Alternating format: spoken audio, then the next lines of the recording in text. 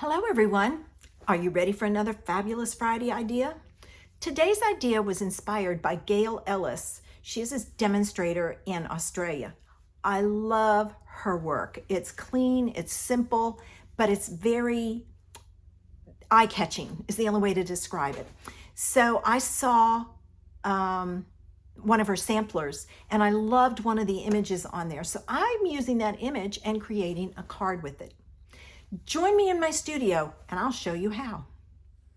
Okay, as I said, I was inspired by Gail Ellis. And she did not use this stamp set. She used a different one and I didn't have it, so I decided to play with what I had. So I pulled out my Quiet Meadow stamp set and I'm going to use this image and this image. I pulled out the Meadow dies and I die cut this from black. I'm going to set it aside so I have it. I use the stitched rectangle dies and I use not the largest one, but the next largest. And I cut out a rectangle from white. Okay. Then I use the two rectangles down from that, not the one right below, but one that's down a little bit further. And I cut out another rectangle from crumb cake. I said craft, but it's crumb cake. I could have used craft. I have some. So there's my die cutting. Next thing I'm going to do is I'm going to stamp my image. And I'm going to use Memento.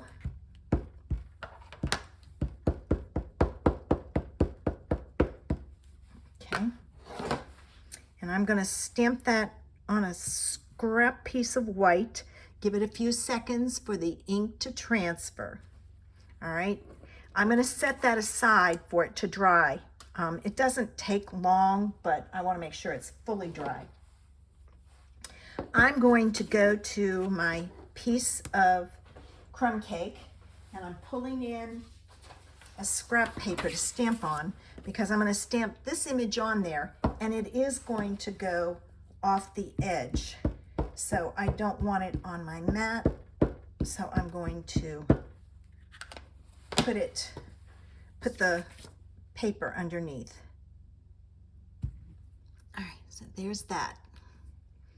Give it a few minutes for the ink to transfer. There we go.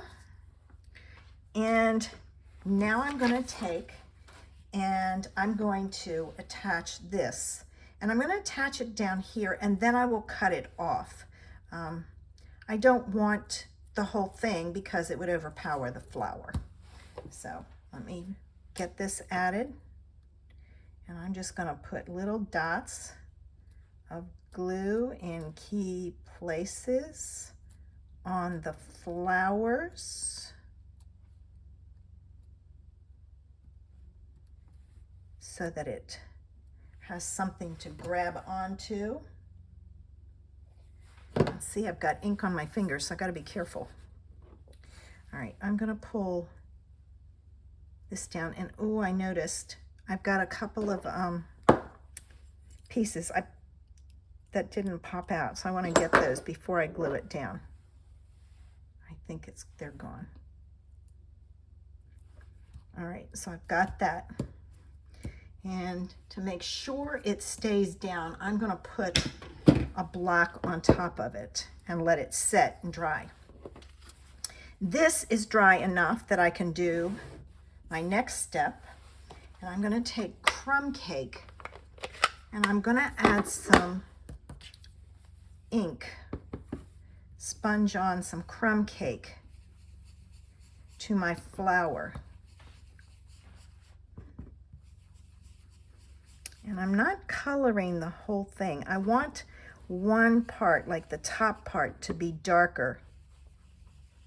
So I will add some extra there.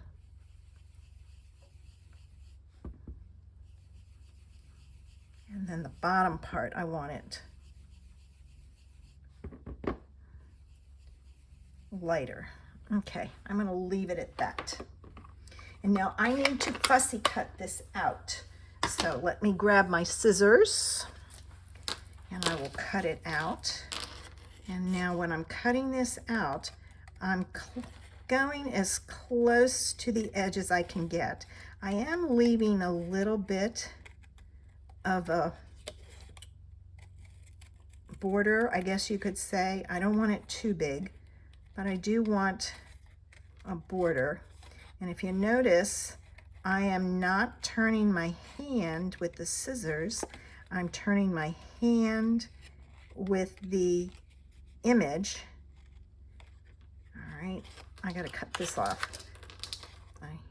You wanna try to keep your scissors going, and you just kind of open and close them. I probably should have cut this down before I started cutting so that it didn't interfere with my cutting. And I'm going to be almost finished, a little bit further there. There, get that out of the way. I find if it's, I don't have to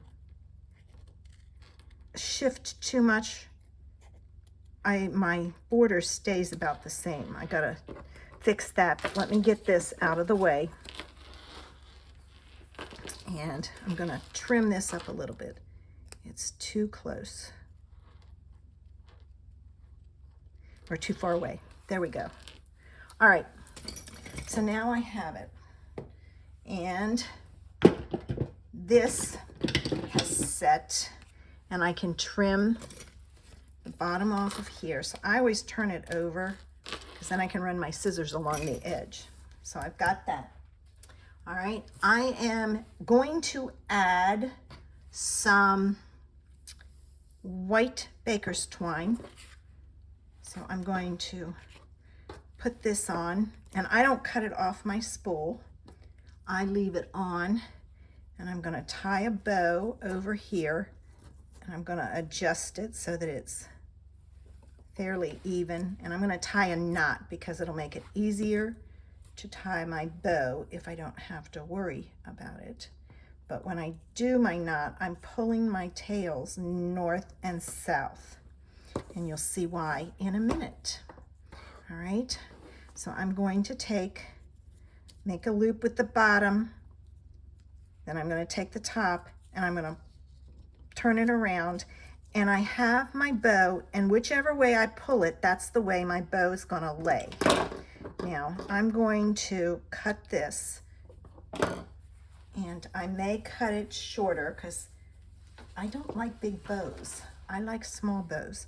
To do my bow, what I'm going to do is I'm going to hold it and I'm going to pull, and then I'm going to hold this and pull, and that's a great way. There, I like that so much better. It's just the right size.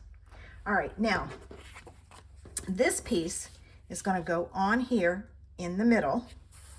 All right.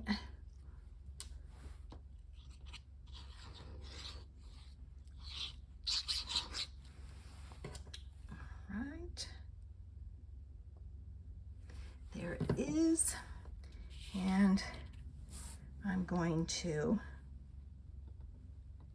add this on like so, and I'm going to hold it a few seconds so it can dry.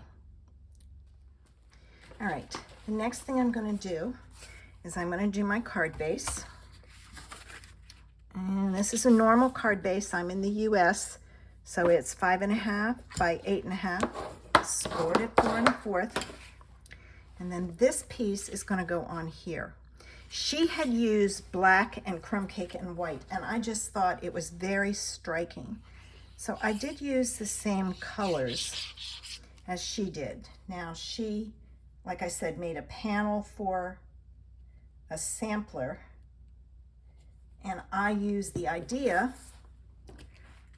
to make a panel for a card front. So I did adjust my size to fit my card front. All right, I'm gonna hold that a little bit. All right. The next thing I did was I took my classic matte dots, and I used an alcohol marker, and I colored it with crumb cake. All right, I gotta get it off there so that I have a dot that matches. The alcohol markers are fabulous for coloring your gems, your white gems, to get them the color you need. Now I need to add some dimensionals to the back of this. So let me cut some. I cut my dimensionals in half. I have always done that. I just find I can use the half of ones better. Plus it extends the use of my supplies and gives me more for buying fun things. All right, now this is going to go down here like so. And there's my card. Now I don't have a sentiment on here. You can easily add a sentiment up here. I will add the sentiment before I send it. I hope you enjoyed today's Fabulous Friday idea and that you'll be back next Friday for another idea. Have a great weekend. Bye.